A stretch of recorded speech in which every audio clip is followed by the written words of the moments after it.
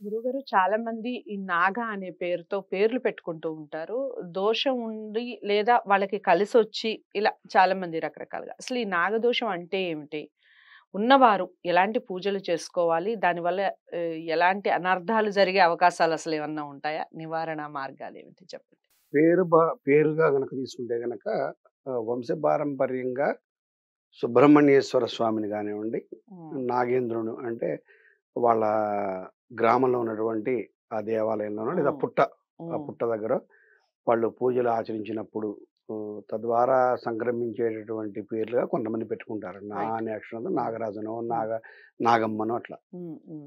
కొంతమందికేంటంటే సంతానం కలగని వాళ్ళు ఒక పుట్ట దగ్గర వెళ్ళి ఒక పూజ చేశాకనో హ్మ్. అటు భగవద్ అనుగ్రహం అవ్వచ్చు, వీళ్ళ యోగం అవ్వచ్చు, సంతానం కలిగింది. హ్మ్. నమ్మకంతో నేను నాగమ్మ దగ్గరికెళ్ళాక నాకు సంతానం కలిగింది అవును. కాబట్టి నేను ఆ పేరు పెట్టుకుంటున్నాను అని హ్మ్. చెప్పి హ్మ్. అట్లా మనకి నానుడిలోకొచ్చింది వాస్తవానికి.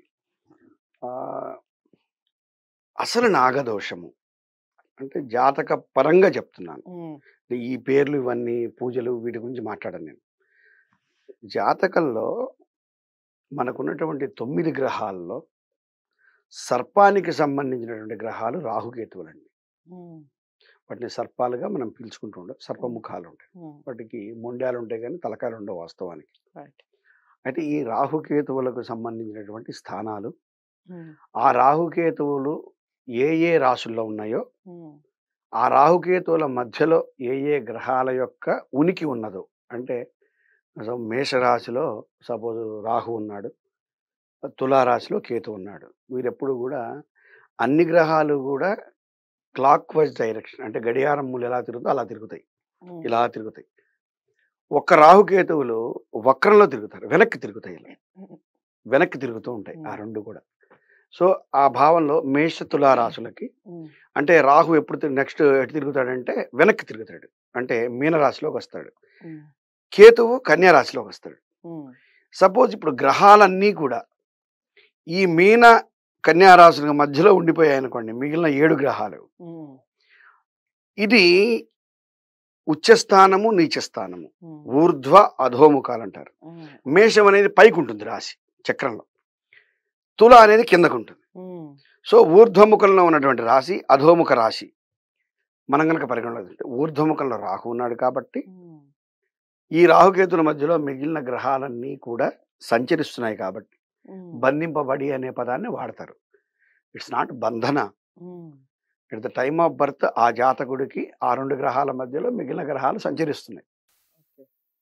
బంధించడానికి అదేమి జైలు గాదు. వాళ్ళేమి అపరాధం చేసినటువంటి నేరస్తులు గాదు. ఓకే. సో, ఈ సంచారంలో రెండిటి మధ్యలో మిగిలిన గ్రహాల యొక్క సంచారం ఉంది అంటే అంటే వాళ్ళ అండర్‌లోకి వీళ్ళంతా వెళ్ళిపోయారు హ్మ్. అన్న భావన మనకు తెలియజేస్తూ, ఆ చక్రం ఆధారంగా కాలసర్పదోషమని, హ్మ్. సర్పదోషమని, నాగదోషమని మనం చెప్పడం జరుగుతుంది. ఓకే. ఇది రొటేషన్‌లో. అదే రాహు, కేతువుకి యువతల పక్కున్నారు. అంటే హ్మ్. వాళ్ళు ఇటు హ్మ్. తిరుగుతున్నారు. హ్మ్. ఇటుపక్క గ్రహాలున్నాయి అన్ని. మధ్యలోనే ఉన్నాయి గాని ఇటున్నాయి. అంటే ఇప్పుడు కేతువు వైపుకి గ్రహాలొచ్చాయి. హ్మ్. రాహు వైపు ఎంప్టీ ప్లేస్ ఉంది. ఎవ్వరు లేరిటు. హ్మ్. దీన్ని మనం దోషాన్ని పర్సెంటేజ్ తగ్గిస్తాం. హ్మ్. 104 టెంపరేచర్‌కి, 100 టెంపరేచర్‌కి ఎంత తేడా ఉందో తగ్గిస్తాం. హ్మ్. ఆ ప్రభావాన్ని. తగ్గించి కొంచెం నాగదోషంగా, సర్పదోషంగా దాని ప్రభావం ఎంతుందనేది ఖచ్చితంగా చెప్పవచ్చు. హ్మ్. ఏమిటసలు నాగదోషం ఉన్నా, ఒక సర్పదోషం ఉన్నా సంభవించేదేంటంటే ఎక్కువ ఈ రెండిటి మధ్యలో గ్రహాలు ఉండటమే కాకుండా, కొంచెం అంగారకుడి దృష్టి హ్మ్. అంటే కుజుడు, ఇంగ్లీష్‌లో మార్స్. హ్మ్. ఈ మార్స్ దృష్టి గనక పడి ఉంటే, మళ్ళీ ఈ రెండిటి మీద గాని, లగ్నం మీద కానీ, హ్మ్. ఆ గ్రహాల మీద గాని, ఏ స్థానం మీద అయితే వాటి యొక్క దృష్టి ఉన్నదో, హ్మ్. విద్యా స్థానం మీద ఉందనుకోండి, సరిగా చదువుకోడు ఆ పిల్లవాడు. ఓకే. ఉద్యోగ స్థానం ఉందనుకోండి, బాగా చదువుకుంటాడు కానీ, సరైన ఉద్యోగం పాపం రాదు. హ్మ్. అడ్డుపడుతూ ఉంటాడు. లేదా ఉద్యోగం రాగానే పాపం ఏదో కారణాల వల్ల మానేయటం, తీసేయటం హ్మ్. జరుగుతుంది. అలాగే వివాహం విషయంలో కొంత ఆలస్యం అవ్వటం. హ్మ్. హ్మ్. ఒకవేళ వివాహం చేసుకున్న భార్యాభర్తల మధ్యలో సయోధ్య మంచిగా లేకుండా విడిపోవడం. హ్మ్. అలాగే వ్యాపారంలో ధన నష్టం రావడం, లేదా వ్యాపార నష్టం రావడం. అలాగే సంతానం కొంచెం ఆలస్యంగా కలగకపోవడం, ఉమ్, ఆరోగ్య విషయంలో సరిగా రాకపోవడం, ఇంకా ఆడపిల్లలకైతే గనక పీసీఓడి ప్రాబ్లమ్స్ కానివ్వండి, ఇతరత్ర గైనిక్ ఇష్యూస్ రావడం, గర్భస్థ దోషాలు రావడం, ఉమ్, సుసంతాన ప్రాప్తి లేకుండా ఒకవేళ గర్భం ధరించినప్పటికీ కూడా గర్భస్రావం, అబార్షన్ అవ్వటం, ఇట్లా తదితర పీరియడ్స్ నెలలో వచ్చేటువంటి ఆ క్రమం సరిగా రాక అప్ అండ్ డౌన్స్ రావడం, 2 నెలలకు 3 నెలలు రావడం, లేదా ముందే తొందరగా రావడం. అంటే ఏదో ఒక రకమైనటువంటి దాన్ని పించింగ్ అంటారు, గిల్లుతూ ఉంటాడు. ఉమ్, ఈ ఉమ్, గ్రహాల యొక్క అనుగ్రహం లేకపోవటం వల్ల మన జీవన క్రమంలో అక్కడక్కడ కూడా హర్డిల్స్ వస్తాయి. ఉమ్, వీటిని తప్పించుకోవడానికే అంటే మాలాంటి వాళ్ళ దగ్గర వచ్చిన మొట్టమొదటి ప్రధానంగా ఇప్పుడు జ్వరం వచ్చిందని పారాసెటమాల్ అంటాం కదా. ఉమ్, అలాగే ముందు ఒక పుట్టకు పూజ చేయండి, లేదా కనుక ఏదైనా దేవాలయంలో జంట నాగులు ఉంటాయి, వాటికి అభిషేకం చేయండి, ఉమ్, ఆదివారం నియమం చేయండి, మంగళవారం నియమం చేయండి, లేదా కొంచెం సివియారిటీ ఎక్కువగా ఉంది ఇంకా ఏదైనా కుక్కి సుబ్రహ్మణ్యం దర్శనం చేయండి, లేకుంటే పళని సుబ్రహ్మణ్య స్వామిని దర్శించండి. ఇట్లా ఇంకా సివియారిటీ ఎక్కువ ఉంది, ఇంకేదైనా నాగప్రతిష్ఠ చేయండి. అంటే అక్కడ ఉన్నటువంటి ప్రాబ్లం ఆధారంగా టాబ్లెట్ రేంజా, ఇంజెక్షన్ రేంజా, సెలైన్ రేంజా, ఆపరేషన్ రేంజా ఉమ్, దాన్ని గమనించుకొని, ఆపరేషన్ అంటే ఇక నాగప్రతిష్ఠ, ఇక ఉమ్, హై ఎక్స్పెండిచర్ కూడా ఎక్కువ అవుతుంది. సో అక్కడ ఉన్నటువంటి ఇబ్బందిని బట్టి మనం పరిహారం చెప్తూ దీన్నే నాగదోషంగా పరిగణలో తీసుకుంటాం. ఇవన్నీ కాక ఇంకొకటి కూడా ఉంది. ఉమ్, మనకి ఇప్పటికీ కూడా రైతులు మనకు అన్నం పెట్టే అమ్మలు, నాన్నలు, అన్నలు వాళ్ళు ఉమ్, మన కన్న తల్లిదండ్రుల కంటే కూడా నిజంగా వాళ్ళే ముందు. గొప్పవాళ్ళు. అసలు నిజమైన తండ్రి ఆయనే, ఉమ్, రైతే. ఉమ్, ఆయన తర్వాతనే మన సొంత తండ్రి. ఉమ్, ఎందుకంటే అన్నాద్భవంతి భూతాని పర్జన్యాదన్న సంభవ, యజ్ఞాద్భవతి పర్జన్యో యజ్ఞకర్మ సముద్భవ అని చెప్పి మన గీతలో పరమాత్మ చెప్పాడు. అన్నాద్భవంతి భూతాని, అన్నం వల్ల జీవులు ఉద్భవిస్తాయి. ఎలా ఉద్భవిస్తాయి? అన్నాన్ని ఒక పురుషుడు తింటాడు, స్త్రీ తింటుంది.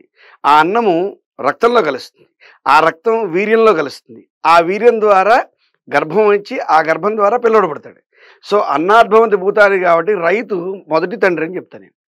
ఆ అన్నం పెట్టిన రైతే మొదటి తండ్రి. సో అటువంటి తండ్రి పొలంలో పనిచేసుకునేటప్పుడు ఆ ఎలకల కోసమో, పురుగుల కోసమో, క్రిమికీటకాల కోసమో, ఈ సరీసృపాలు అని చెప్తూ ఉంటారు తెలుగులో, ఈ పాములు అవి వస్తూ ఉంటాయి. నాగదేవతలు, ఆ దేవతలు అవ్వచ్చు, మామూలు పాములు అవ్వచ్చు. వచ్చినప్పుడు సాధారణంగా రైతు హింసించడు, అది ప్రమాదం అనుకున్నప్పుడు దాన్ని దండించడం జరుగుతుంది. దండించడంలో చనిపోయింది అనుకోండి, దాన్ని సరే అంటే ఒక సర్పాన్ని మనం ప్రకృతిలో ప్రతి పదార్థాన్ని, అణువుని హైందవ ధర్మము, సనాతన ధర్మం ఏం చెప్తుందంటే దేవతగా మనం కొలుచుకుంటూ ఉంటాం. ఇప్పుడు నేను రైతుని తండ్రిని అన్నాను, ఒక రాయిని కూడా మనం దేవత అంటాం, ఒక వృక్షాన్ని దేవత అంటాం, ఒక వరాహం పంది ఉంది, వరాహస్వామి అంటున్నాం మనం కదా. సో ఒక మేక ఉంది, దాన్ని మేషరాశిని మేషంగా కొలుచుకుంటున్నాం. అలా ప్రతిదీ, ఒక సింహాన్ని లేదా ఒక నందిని, అంటే ప్రతి జీవిని మనం పరమాత్మ స్వరూపంగా భావించే ఈ క్రమంలో పావును చంపినప్పుడు ఏం చేస్తారు? అయ్యగారు అదే ఆ పక్కన దేవాలయంలోనే అక్కడ ఇంట్లో ఊర్లో పురోహితుడు ఉంటాడు. అయ్యగారు అనుకోకుండా నా సర్పాన్ని కొట్టానండి, నాగదేవతను కొట్టాను అంటే, అయ్యయ్యో నాగ దోషం వచ్చిందయ్యా, పలానా నియమం తీసుకో, మీ పిల్లలకి పుట్టబోయే పిల్లలకి పేరు పెట్టుకుంటా అని చెప్పి మొక్కు అని చెప్పి ఏవో అక్కడకు ఉన్నటువంటి వారి పరిధిలో వారు కొన్ని రెమెడీస్ చెప్పడం జరుగుతుంది. వాటి ద్వారా నాగదోషం పోయింది అన్న భావనలో వాళ్ళు ఉంటారు. నిజంగా నాగదోషం సంక్రమిస్తుంది అనేది ఖచ్చితంగా మేము చెప్పలేము. మేబీ మే నాట్ బి, సంక్రమించవచ్చు. కావాలని దాక్కున్న పావుని పుట్టలోంచి కొడితే మాత్రం సంక్రమిస్తుంది. తనకు అడ్డుగా వచ్చి తనని హింసిస్తుందేమో, ప్రాణ ప్రమాదం కలిగిస్తుందేమో అన్న భావనలో కర్ర తీసుకుంటే, యుద్ధానికి వచ్చిన రాజునట చంపితే అట విజయం అంటారు, పడుకున్న రాజుని దొంగతనంగా వెళ్ళి మెడకోసేసారనుకోండి హత్య అంటారు. సో అంత తేడా ఉంది. కాబట్టి ఈ నాగ దోషం అంటడానికి కూడా ఇన్ని వేరియేషన్స్ ఉంటాయి. అంటే అనుకోకుండా జరిగినటువంటి పరిస్థితుల్లో, ప్రాణాన్ని రక్షించుకునే పరిస్థితుల్లో కొడితేనేమో దోషాలు ఉండవు. కానీ ఒక పాము వచ్చింది, ఎట్టి పెద్ద దాన్ని చంపాలి అని నిర్ణయించుకొని అది దాక్కుంటే దాన్ని వెంటబడి చంపితే మాత్రం తప్పనిసరిగా మన సర్పాన్ని మనం దేవతగా కొలుచుకున్నాం కాబట్టి నాగదోషంగా తీసుకొని తద్వారా వంశానికి సంబంధించిన కొన్ని ఇబ్బందులు వస్తున్నాయని చెప్పి మనం చెప్పుకుంటూ ఉంటారు. రైట్. దానికి పరిహారం ఒకటేనండి, సుబ్రహ్మణ్యేశ్వర స్వామి ఆరాధన. భగవద్ అనుగ్రహం ఉంటే, భగవంతుని యొక్క అనుగ్రహం ఉంటే ఏ దోషాలైనా సరే పరిసమాప్తం అవుతాయి, ఏం కాదు. రైట్. సో నాగదోషం అంటే ఏమిటి? దానికి ఎలాంటి రెమెడీస్ ఉన్నాయి? ఏ విధంగా అసలు ఆ దోషం మనల్ని సంక్రమిస్తుంది? ఈ విషయాలన్నీ తెలుసుకున్నాం కదా వీడియో ద్వారా. ఇంకా మీకు ఏమైనా డౌట్స్ ఉంటే ఖచ్చితంగా కామెంట్ బాక్స్‌లో తెలియజేయండి. గురువు గారిని జ్యోతిష్యానికి సంబంధించి, వాస్తుకు సంబంధించి మరి ఏ ఇతర విషయాలు ఆధ్యాత్మికమైనటువంటి విషయాల గురించి తెలుసుకోవాలి, కలవాలి అనుకుంటే స్క్రీన్ మీద కనపడే నెంబర్‌కి కాల్ చేయండి. గురువుగారి అపాయింట్మెంట్ లభిస్తుంది. వీడియోని లైక్ చేసి షేర్ చేయండి. ఛానల్‌ని సబ్స్క్రైబ్ చేసుకోండి. మరో మంచి వీడియోతో మళ్ళీ కలుద్దాం. నమస్తే.